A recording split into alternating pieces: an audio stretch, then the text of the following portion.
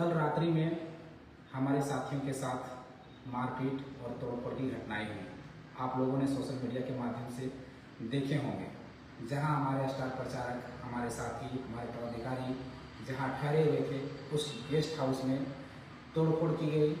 तोड़फोड़ के साथ में डराने धमकाने के प्रयास की गई, उसके साथ में बदसलूकी की गई, मारपीट की गई। मैं सरकार से पूछना चाहता हूं, मैं यहाँ के प्रशासन से पूछना चाहता हूँ, मैं यहाँ के पुलिस से पूछना चाहता हूँ, यहाँ के थाना प्रभारी से मैं पूछना चाहता हूँ, यहाँ के सरकार से मैं इसलिए पूछना चाहता हूँ कि क्या लोकतंत्र में चुनाव लड़ने का अधिकार केवल पक्ष को है, विपक्ष को नहीं है? क्या लोकतंत्र में केवल निर्वाचन आयोग कहा जाता है कि स्वतंत्र है? क्या लोकतंत्र में निर्वाचन आयोग स्वतंत्र है? यदि अगर स्वतंत्र है तो फिर इस तरह का कार्रवाई, इस तरह का घटना क्यों? और अगर इस तरह की घटना हुई तो उस पर कार्रवाई क्यों नहीं? आप लोगों ने सोशल मीडिया के माध्यम से देखे होंगे कि कल हमारे गेस्ट हाउस में कुछ गुंडे आए और हमारे साथियों को धमकाया गया।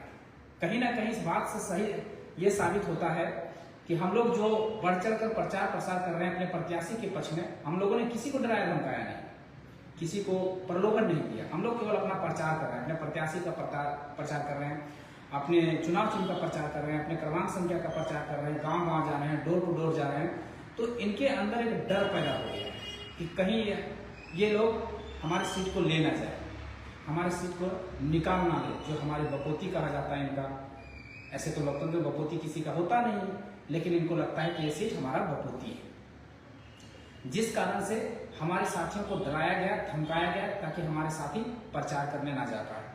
हमारे साथी कल 30 साथी आए हैं प्रचार करने के लिए। एक हुजूम उमड़ पड़ा है, पूरे झारखंड के कोने कोने से लोग आ रहे हैं, पदाधिकारी आ रहे हैं, स्टार प्रचारक आ रहे हैं। उनके रोकने के लिए हमने व्यवस्था की।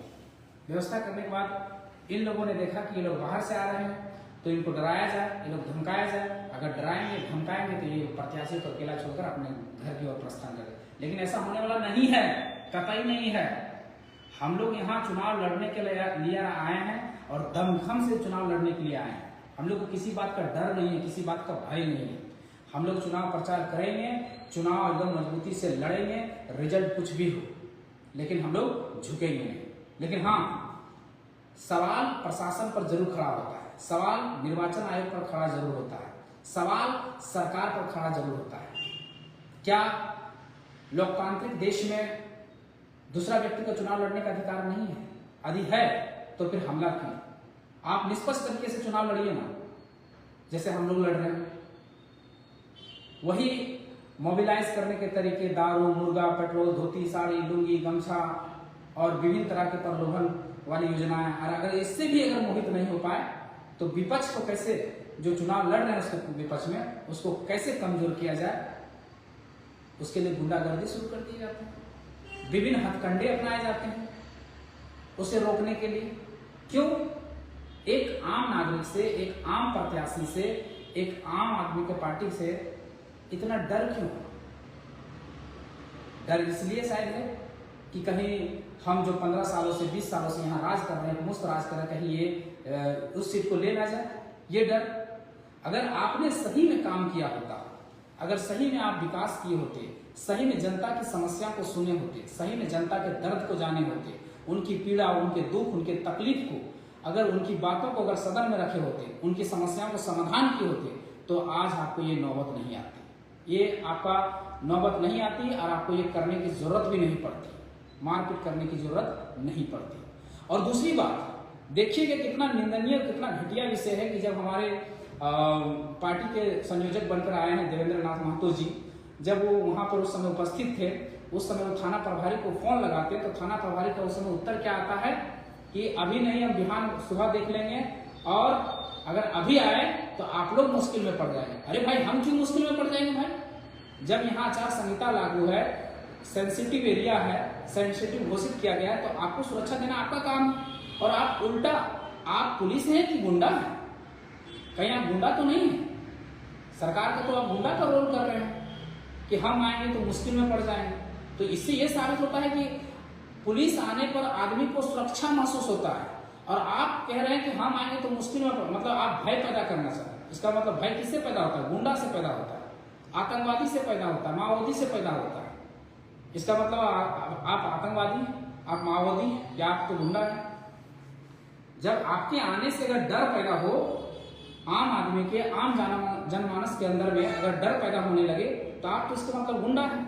पुलिस के आने से लोग, जनता सुरक्षा महसूस करती है, अपने आप को सुरक्षित महसूस करती है, और आप उल्टा धमका रहे हैं कि हम आएंगे तो मुश्किल में पड़ जाएंगे। कितना दुर्भाग्य की विषय है, कितना दुर्भाग्य की बात है कि आपके मुख से, थानेदार के मुख से ये शब्द निकलते हैं, और वो भी तब जब यहाँ पर आचार संहिता लागू, जब यहाँ पर चुनाव प्रचार चल रहा, जब यहाँ पर इस एरिया में सारे बड़े बड़े नेता, मंत्री, विधायक, सांसद, हाई प्रोफाइल लोगों का आना जाना है, तब आप ये बातें कर रहे हैं।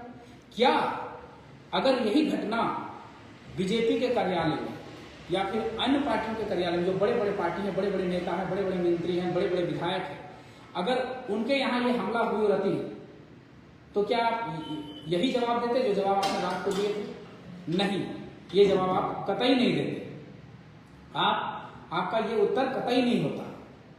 हम लोग, हमारा क्या है कि हम लोग को कमजोर समझ रहे, इसका मतलब नहीं। जो लोग वहां कल खड़े थे, वहां प्रत्याशी खुद मौजूद था मेरा, कल दिन अगर वो सदन भी जा सकते हैं, आपको इस बात का एहसास होना चाहिए था, इस बात की जानकारी होना चाहिए था। हमारा अभी प्रत्याशी चुनाव में खड़ा है। आप अगर बताइए ना, अगर आपके पास, अगर दूसरे पार्टियों के पास अगर ये घटना हुई रहती, तो क्या तब भी आप इसी तरह का कार्रवाई करते, इसी तरह का संज्ञान लेते कि हम रात में नहीं आएंगे, सुबह आएंगे, और अगर हम रात में आ गए तो आपको दिक्कत हो जाएगी? क्या आप ये बात तब बोल पाते? क्या आप अगर इनके चंपई सोरेन के आवास में अगर इस तरह का कार्यक्रम, इस तरह का घटना हुआ रहता, तो क्या आप ये बात बोल पाते? चाहे चंपई सोरेन के बेटे के कार्यालय है, जहां उनका गेस्ट रुके हुए हैं, जहां उनके प्रचारक रुके हुए हैं, यहाँ वहां ये हमला हुई रहती, तो तब भी आप यही बात करते? नहीं करते। तब आप आते, दौड़े दौड़े आते। इसका मतलब है कि आप लोगों ने लोकतंत्र का स्थापित नहीं किया। इसका मतलब आप संविधान को नहीं मानते। इसका मतलब आप कानून को नहीं मानते, या कानून में हम लोग को समानता नहीं देते, या समानता नहीं मानते।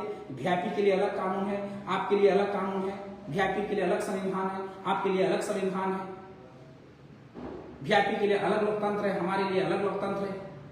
ये तो आप एक अलग तरह का संविधान लिख रहे हैं, एक अलग तरह का कानून लिख रहे हैं। जनता आपको देख रही है, जनता आपको सुन रही है। इसका उत्तर आपको देना पड़ेगा, इसका जवाब आपको देना पड़ेगा। और घाटशिला के वासी, घाटशिला विधानसभा के जितने भी जनता इस बात को सोशल मीडिया के माध्यम से देखे होंगे, जाने होंगे, समझे होंगे, तो आप लोग गांठ बांध लीजिए।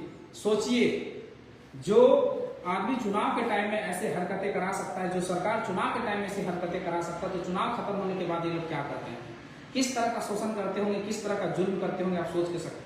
तो इसी रवैये के खिलाफ आप लोग को वोट करना है। वोट हमारे जेल कैंप के प्रत्याशी रामदास मुर्मू, जो निडर होकर लड़ रहे हैं, उनको वोट करिए। कैची छाप क्रमांक संख्या 5 पर वोट करिए, और वोट करके सरकार को चोट करिए। सरकार को जता दीजिए, बता दीजिए कि गुंडागर्दी अब यहाँ नहीं चलेगा। गुंडागर्दी यहाँ लोकतंत्र स्थापित होगा, और संविधान का शासन चलेगा, कानून का शासन चलेगा, किसी का व्यक्तिगत शासन नहीं चलेगा, किसी सरकार का शासन नहीं चलेगा। ये देश, ये राज्य, ये विधानसभा संविधान से चलेगा, ये विधानसभा कानून से चलेगा, ना कि आपकी गुंडागर्दी से चलेगा। इसलिए घाटशिला विधानसभा वासियों, आपके पास बहुत अच्छा मौका है, बहुत सुनहरा मौका है। पहले आपके पास ऑप्शन नहीं होते थे चुनाव करने का, अब आपके पास जेल कैंप नाम का